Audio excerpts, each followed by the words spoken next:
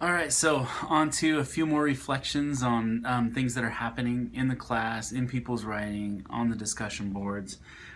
First of all, I think there's some really good and constructive back and forth going on. One thing I'd like some people to watch out for is making broad generalizations about things that they don't know much about without supporting it. It was better just to kind of leave those things out if you don't know much about it. Or to look it up and back it up. Something else to consider too is that as we keep progressing through the semester, I need to see more textual support based on the readings. I'm going to have to start taking off quite a few points as we move forward from people's posts that there aren't like direct textual references. About half the class, well, about 2/3 of the class is doing that really well, getting the quotes in there, and some other people aren't. I need to see real clear evidence of having done the readings.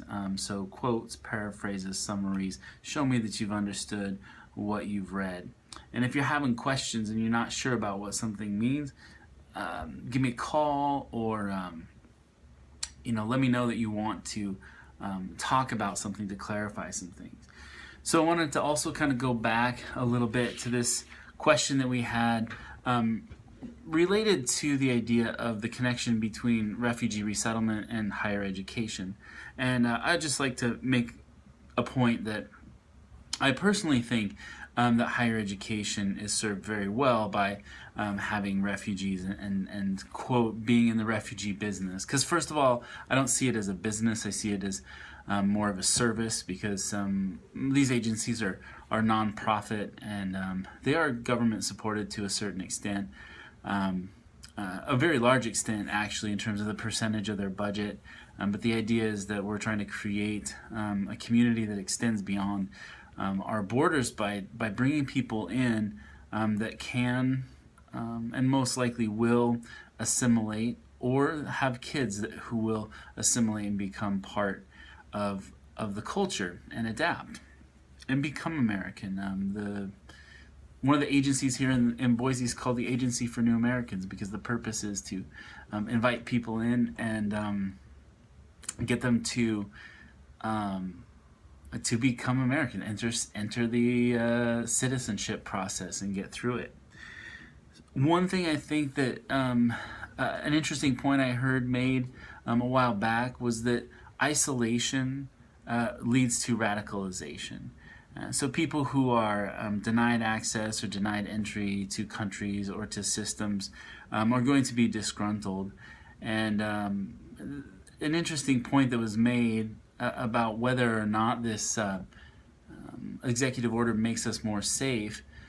Somebody on the news that I was listening to the other day said, it's quite possible that this will lead to more radicalization if we shut people out because they will fall directly into ISIS's wheelhouse and by saying that, hey, look, America just proved that they hate Muslims. And they can use that as a recruiting tool. So in some ways it may potentially, backfire.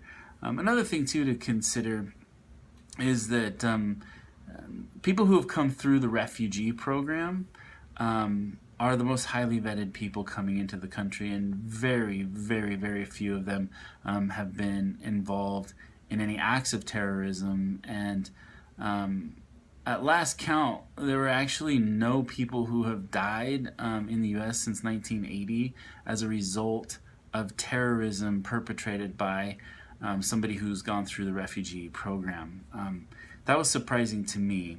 There are some gray areas there, depending on if you're talking about asylees or refugees and sons of asylees. For example, the two Boston bombers were sons of somebody who sought asylum but didn't go through the refugee program. And so I think it's really important to look at that idea of isolation leading to radicalization. How do we become a welcoming community while protecting our borders, right? Because we can't just open the borders and say, hey, everybody, come on in, because that would just invite people who are very dangerous directly into the country. So we need to have a process in place. And the question is the process for refugees that we already have in place a good enough process? And most of the people that I talk to that say, hey, we need to revise this process, we need more vetting, aren't aware of how extreme and how difficult the vetting process already is. So we're going to be looking at that a little bit over the course of the rest of the semester, so you have a good understanding of what you're talking about if you say, hey, we need a better vetting process. The question I ask is, okay, after you've looked at it, after you've studied it, where do you see room for improvement? And that's where we can start and have a really productive conversation about what could be potentially improved to increase the safety of the United States. Something else to consider is that refugees are different than immigrants and illegal immigrants and asylees. Refugees are given a specific legal status called refugee status. That means they are on a pathway to citizenship, and they have to go through a process that involves the UN and then multiple intelligence agencies internationally in order to be vetted and passed through and admitted to a country. So essentially they're invited by the United States to be here. So something else that I wanted to talk about too real quick was the idea of the U.S. having it, we should take care of our own before we take care of other people. And I think that's a really important point to discuss, because yes, the primary function of a government is to serve its people first, not necessarily the people who live in other countries. But I want to know, what does America first mean, using President Trump's term.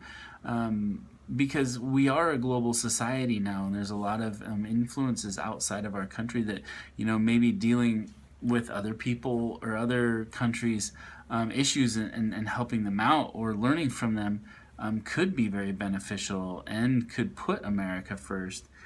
And so I'm kind of curious about where that comes from, and then also I'm curious about the idea of paying for it, right? There's a lot of people who say, hey, take care of our own first. We have these problems here in the United States. We could use this money for the refugee program to fix roads or to help homeless vets and all kinds of stuff like that. And just be aware that there are a lot of programs for all of those other things that everybody mentions that the refugee program is taking money away from.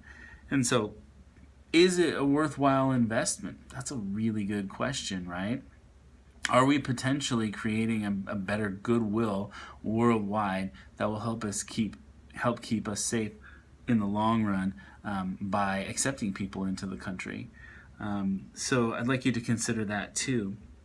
And then also, the other question I have is, if the U.S., which is the country with the largest economy by far, largest GDP in the world, if the U.S. is unable to do it, then who can, right? We have more resources. We have a significant amount of space in this country. It's a large country for the population. We have the will to do it and the ingenuity. If it's not the U.S., then who? And what about countries, so many smaller countries who have far fewer resources, who are still able, with problems, of course, right? Because problems happen when you have an influx of many people into a new society. But they're able to get through it. So I want to know, at what level is it adequate? Like, what level do we need to get for all the citizens in the United States in order for it to be an adequate level to say, okay, now we've got enough that we have taken care of, now we can help other people? How high does our standard of living have to be before the idea of being empathetic or being a world leader is possibly the right thing for us to do? I think it's a very difficult question to answer, so please consider that and start thinking about it a little more deeply than just saying, hey, we got to take care of our own, and then leaving it at that. It's like, we got to take care of our own, and here's how we're going to do it, and here's the level at which it needs to be done before we can start helping other people? That's the answer that I'd like to see from people who answer with that. All right, this is getting long enough, so I'm going to stop talking.